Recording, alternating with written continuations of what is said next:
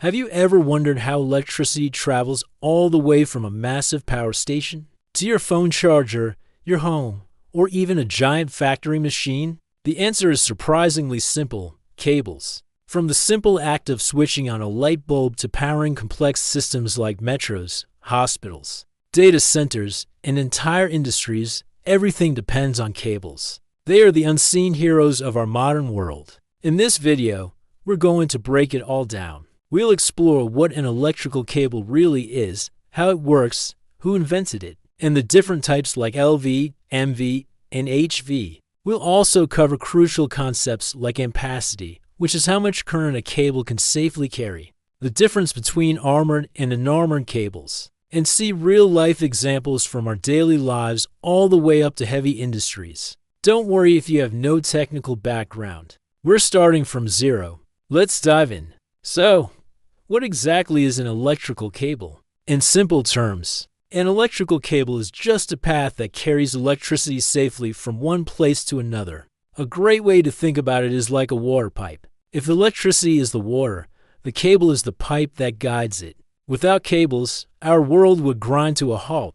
No lights, no fans, no mobile charging, and no industries. Now, how does a cable actually work? It's all based on three basic principles. First, the conductor. Inside every cable, there's a metal core, usually made of copper or aluminum. This is the pathway that allows electrons, which is what we call electricity, to flow easily. Second, we have insulation. The conductor is wrapped in a layer of insulating material, like PVC or XLPE. This is super important because it prevents the electricity from leaking out, which protects us from electric shocks. And third, there needs to be a voltage difference. Just like water flows from a high level to a low level, electricity only flows when there's a difference in electrical pressure or voltage between 2 points. A simple example is when you plug your charger into a wall socket. Power flows from the high voltage of the socket through the cable to your phone and safely charges the battery. Have you ever wondered who invented the electrical cable? Well, there isn't one single inventor. It was a gradual evolution. Scientists like Michael Faraday laid the groundwork by discovering the principles of electromagnetism. Then, innovators like Werner von Siemens developed the first practical insulated cables in 1847. And of course, Thomas Edison used cables extensively to build his power distribution networks. Modern power cables have continued to evolve alongside power generation and industrial needs, becoming more efficient and safer over time. Let's break down the main parts of a typical power cable. Think of it like layers of an onion. At the very center, you have the conductor, the part that carries the current. Wrapped around that is the insulation, which provides electrical protection. Next is often an inner sheath, a layer that holds all the internal cores together. For extra toughness, some cables have armoring, which is a layer of steel wires or strips for mechanical protection against being crushed or damaged. Finally, the whole thing is wrapped in an outer sheath, which protects the cable from the environment, like moisture, chemicals, and sunlight. So where do we actually see these cables in action?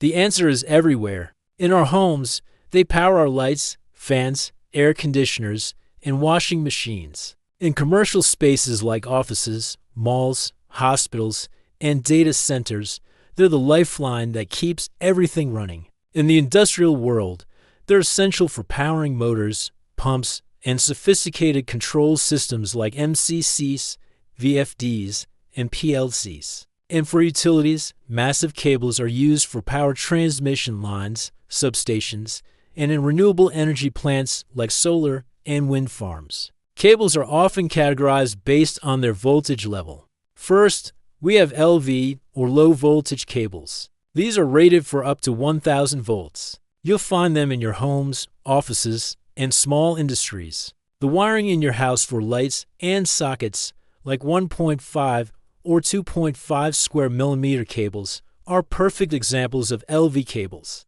Next up are MV, or medium voltage cables. These handle a voltage range from 1,000 volts up to 33,000 volts or 33 kilovolts. They're used to distribute power to factories, large buildings, and local substations. An 11 kilovolts cable that feeds a factory transformer is a classic example of an MV cable. Finally, we have HV, or high voltage cables. These are the big players, designed for voltages above 33 kilovolts. Their job is to transmit huge amounts of power over long distances, connecting power plants to the main grid. The massive overhead lines you see supported by tall towers, carrying power at 130 kilovolts or 220 kilovolts, are high-voltage transmission cables. You might have heard cable sizes mentioned in square millimeters, or SQ. This refers to the cross-sectional area of the conductor. The size of the cable is critical because it determines how much current it can carry. Think of it like the diameter of a pipe. A wider pipe can carry more water. You'll often find sizes like 1.5 SQ. For lights, used to 0.5 square, mm for regular outlets, and 4 or 6 square for heavy appliances like ACs. In industrial settings, the sizes get much bigger. The basic rule is a bigger size means it can carry more current and will generate less heat. This brings us to a very important concept, ampacity. Ampacity is the maximum amount of current a cable can safely carry continuously without overheating. If you exceed the ampacity, the cable gets hot, the insulation can melt, and it can become a serious fire risk. Ampacity isn't just about the cable's size. It depends on several factors, including the conductor material, the type of insulation, how the cable is installed, and even the surrounding ambient temperature. For instance, a 2.5 square copper cable typically has an ampacity of around 20 to 25 amps. Always respect the cable's ampacity limit for safety. Now let's talk about the conductor material itself. The two most common materials are copper and aluminum. Copper is an excellent conductor. It's very flexible and has a long life. Its main drawback is that it's more expensive. Aluminum, on the other hand, is much lighter and more economical. However, it's not as conductive as copper. Because of these properties, you'll typically find copper in domestic wiring and control cables where flexibility and performance are key, while aluminum is often used for larger power cables and overhead transmission lines, where its lightweight and lower cost are major advantages. You might also hear about armored and unarmored cables. What's the difference? An armored cable has an extra layer of protection, usually made of steel wires or strips. This armor shields the cable from mechanical damage, like being crushed or hit. These are typically used in harsh environments or buried directly underground. An unarmored cable, as the name suggests, doesn't have this extra mechanical protection. It's more flexible and less expensive,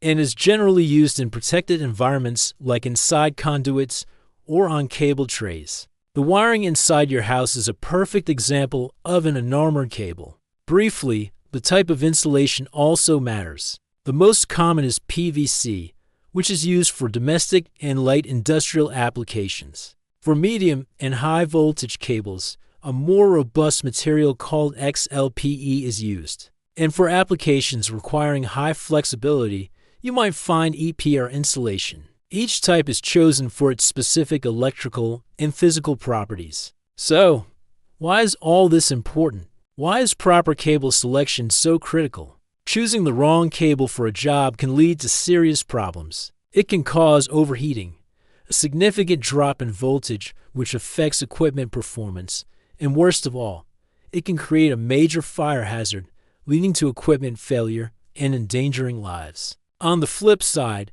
selecting the right cable ensures safety, a long service life for your electrical system, and better energy efficiency, saving you money in the long run. Let's trace a simple real-life example to see the complete flow. Electricity is generated at a power station. From there, high-voltage cables transmit that power over long distances to a regional substation. At the substation, the voltage is stepped down, and medium-voltage cables carry the power to a local factory. Inside the factory, a transformer steps the voltage down again to a usable level, and low-voltage cables then deliver that power to a specific motor. That motor runs smoothly, safely, and efficiently, all because the right type of cable was selected for each step of the journey. In conclusion, cables might look simple from the outside, but they are the absolute backbone of our electrical world. From the tiny cable charging your phone to the massive grids that power our cities, everything depends on selecting and using the right cable for the job. If you've followed along with this video, you now know more about the fundamentals of electrical cables than 90% of beginners in the field. We hope you found this guide helpful. If you did, please give this video a thumbs up, share it with someone who might be interested, and don't forget to subscribe to our channel How to Do It, and find us at How to Do 5 for more electrical engineering content.